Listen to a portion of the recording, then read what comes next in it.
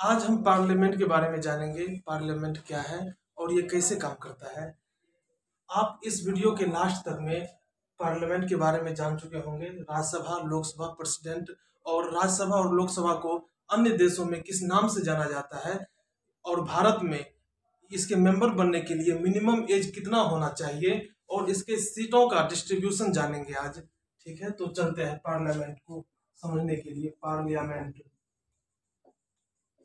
Parliament parliament का हिंदी होता है संसद। पार्लियामेंट क्या है इसको समझने के लिए हम लोग एक एग्जांपल लेते हैं। अगर आपको भूख लगे तो आप कहाँ जाइएगा? घर में जाइएगा या मेस में जाइएगा। अगर आपको एग्जाम देने की जरूरत पड़ जाए तो आप कहाँ जाइएगा? स्कूल जाइएगा या कॉलेज जाइएगा।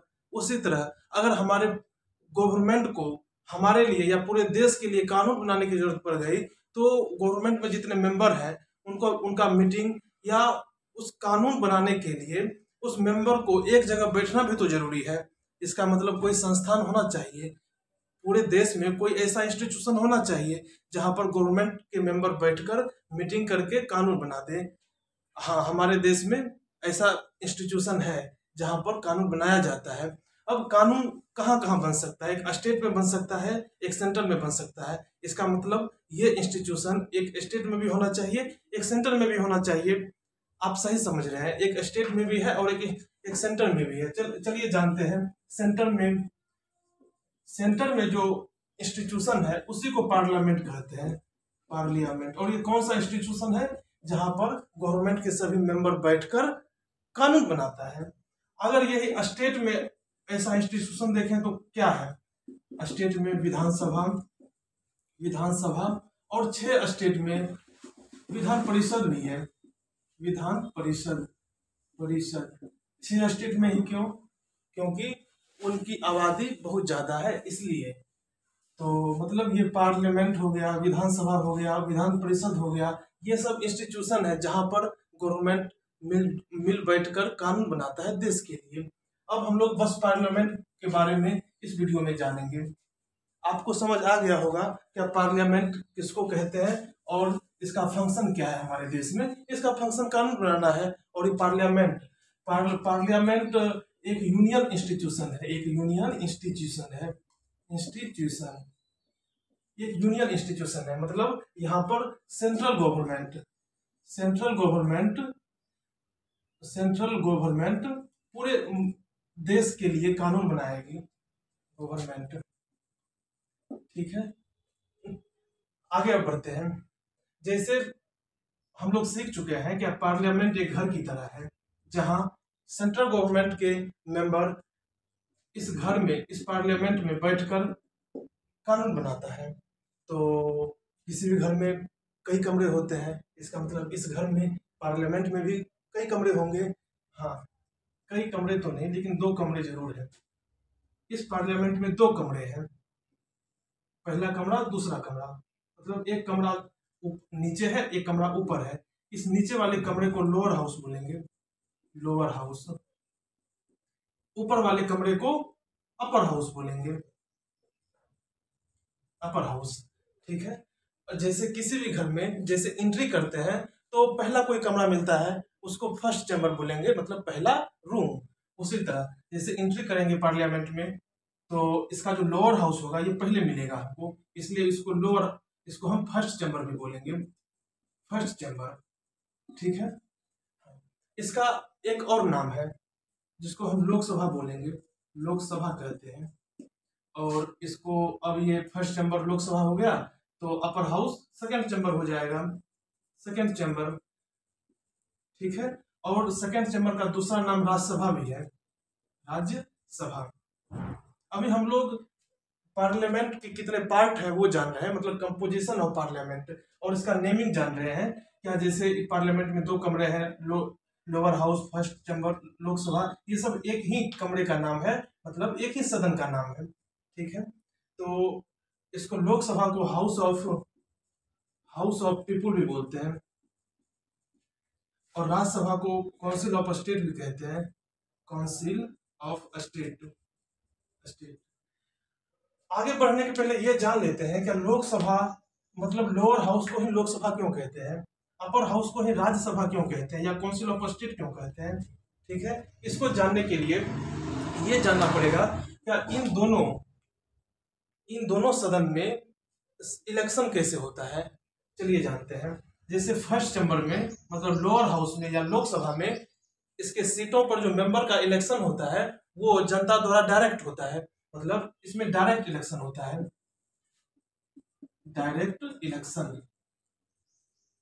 इलेक्शन होने के कारण इसको हाउस ऑफ पीपुल कहते हैं। ये लोगों का घर है, मतलब लोगों का सदन है, पीपुल का सदन है। और डायरेक्ट इलेक्शन होने के कारण इसको लोकसभा भी कहते हैं, मतलब ये लोगों का सभा है।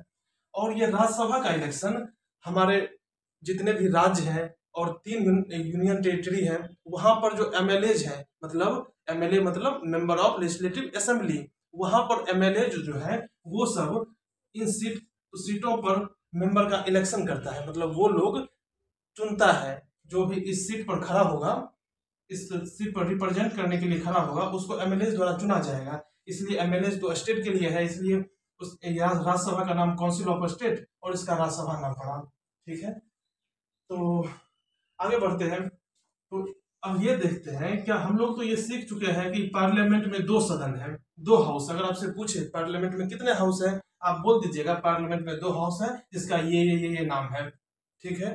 तो अब ये देखते हैं कि किसी भी घर का कोई मुखिया होता है और इसका भी कोई मुखिया होगा, पार्लियामेंट का भी कोई मुखिया होगा जी। पार्लियामेंट के मुखिया का नाम प्रेसिडेंट कहते हैं। प्रेसिडेंट मतलब राष्ट्रपति, इसका हिंदी राष्ट्रपति होता है। अब इसके इलेक्शन के बारे में जान जाते हैं। क्या ये प्रेसिडेंट को जनता डायरेक्ट चुनती है या इनडायरेक्ट रूप से चुनती है? तो प्रेसिडेंट को जनता इनडायरेक्ट रूप से चुनती है, इनडायरेक्ट रूप से चुनती है, ठीक है। और इसके लिए मिनिमम एज, मतलब प्रेसिडेंट के लिए मिनिमम एज 35 रखा गया है। अगर आपका उम्र 35 है तो आप प्रेसिडेंट के लिए इलेक्शन लड़ सकते हैं, ठीक है। और ये भी जानेंगे कि लोअर हाउस या राज्यसभा लोकसभा में मिनिमम एज कितना होना चाहिए इसके मेंबर बनने के लिए। लोकसभा में मिनिमम एज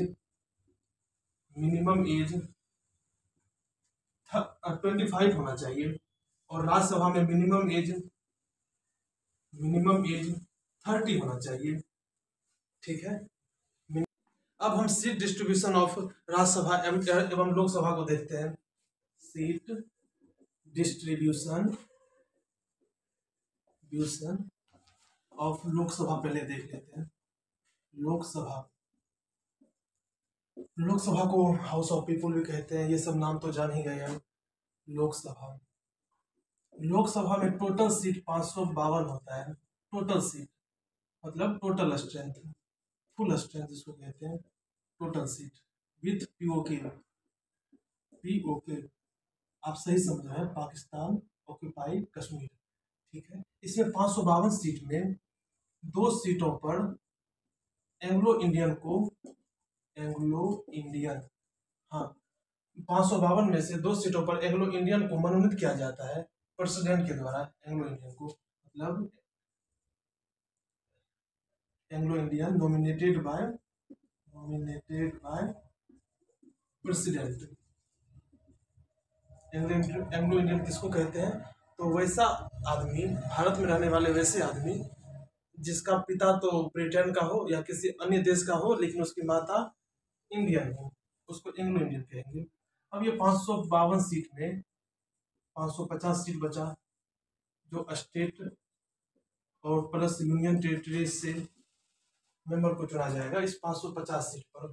अब ये देखते हैं क्या 550 सीट में 530 सीटों पर स्टेट के मेंबर का चयन किया जाता है।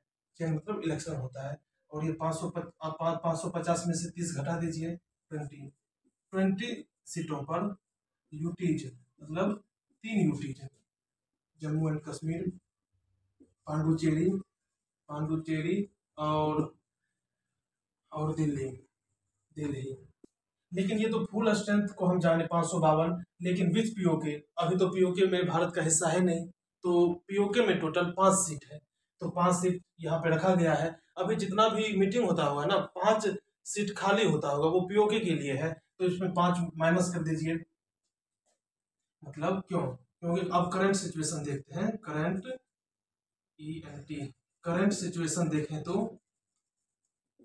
करंट सिचुएशन देखें तो 545 सीट है टोटल लोकसभा में, लोकसभा में 545 सीट है, जिसमें से दो सीटों को एंग्लो इंडियन को नॉमिनेट कर दिया जाता है प्रेसिडेंट के द्वारा।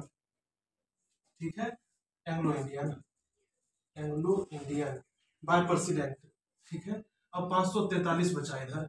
अब ये 543 सीटों को स्टेट और यूटीज के मेंबर के लिए रखा गया है।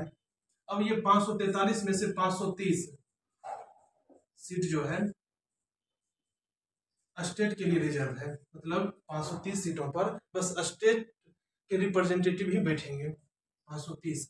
और इधर बचा 543 में से 530 माइनस कीजिए तो 13 बचा। ये 13 सीटों पर यूटीज के मेंबर आएंगे। ठीक है, जो यूटीज बस जम्मू कश्मीर, पांडिचेरी और दिल्ली होगा। अब हम लोग सीट डिस्ट्रीब्यूशन ऑफ राज्यसभा के बारे में जानेंगे। राज्यसभा, राज्यसभा में राज्यसभा में टोटल, राज्यसभा में टोटल 545 नहीं 250 सीट है विथ पीओके, मतलब 5 मेंबर 5 सीट पीओके के लिए भी है। पीओके का इसमें ऐड है, तो इसलिए फुल स्ट्रेंथ है ये, फुल स्ट्रेंथ। ठीक है, 550 में से 12 मेंबर का 12 मेंबर को मनोनीत किया जाता है प्रेसिडेंट के द्वारा on the basis of literature, art, social service and service के आधार पर। तो 12 member are nominated by president on the basis of literature, LITERATURE, literature, social service, SOCIL, social service, science और आर्ट। इसमें जो व्यक्ति, जो भारतीय नागरिक अच्छा काम करता है, अच्छे काम का मतलब भारत का नाम पूरी दुनिया में प्रसिद्ध करता है, उसी व्यक्ति को प्रेसिडेंट द्वारा नॉमिनेटेड कर दिया जाता है राज्यसभा में। अब ये 250 माइनस 12 कर दीजिए, कितना हुआ? 238, 8 9 10, हाँ 238 सीटों को, 238 सीटों पर यूटीज और स्टेट का सिलेक्शन किया जाता है। ठीक है, मतलब ये 238 सीटों पर यूटीज एवं स्टेट के मेंबर का चयन किया जाता है। हो गया, तो ये हुआ विथ पीओके। अब करंट सिचुएशन देखते हैं। करंट सिचुएशन में जाने, क्या 250 माइनस 5 करना पड़ेगा? ये 5 मेंबर, सॉरी मेंबर नहीं, सीट बोल सकते हैं, 5 सीट पीओके के लिए है, तो 250 सीट तो टोटल है, टोटल सीट इसमें से 5 माइनस कर दीजिए, 245 होगा। ठीक है, अब ये 245 करंट सीट। ठीक है, तो 245 में से 12 सीटों पर ये प्रेसिडेंट द्वारा नॉमिनेट किया जाता है on the basis of literature, social service, science and art. तो फिर नॉमिनेटेड बाय प्रेसिडेंट। ठीक है, तो 245 में से अब 12 माइनस कर देंगे तो कितना बचा? 2 सॉरी 12, हाँ 233, सही है ना? 3 2 5 3 1 4, हाँ 233 सीटों पर सीट्स आर रिजर्व बोल सकते हैं। ये जो सीट जो है स्टेट एंड यूटीज के लिए रिजर्व कर दिया गया है, मतलब इस 233 सीट पर स्टेट एंड यूटीज के मेंबर ही आएंगे। अब हम लोग जानेंगे राज्यसभा और लोकसभा को अलग अलग देशों में किस नाम से जाना जाता है। पहले तो यूके में लोकसभा को यूके में हाउस ऑफ कॉमन पीपुल के नाम से जानते हैं, कॉमन पीपुल। और लोकसभा को यू के है नहीं, हाँ, लोकसभा को अब यूएस में हाउस ऑफ रिप्रेजेंटेटिव के नाम से जानते हैं, रिप्रेजेंटेटिव के नाम से जानते हैं यूएस में, ठीक है। अब राज्यसभा को यूके में किस नाम से जानते हैं वो देखते हैं। राज्यसभा को यूके में हाउस ऑफ इल्डर के नाम से जानते हैं, हाउस ऑफ इल्डर, क्योंकि इसमें मिनिमम एज 30 है और लोकसभा में मिनिमम एज 25 है, इसलिए 5 साल ज़्यादा होने के कारण इसको बुढ़ाओं का सदन कहते हैं। और ये यूके में है, हाउस ऑफ इल्डर के नाम से जाना जाता है। और राज्यसभा को यूएस में सीनेट के नाम से जानते हैं, ठीक है। आज का ये लेक्चर कंप्लीट हुआ।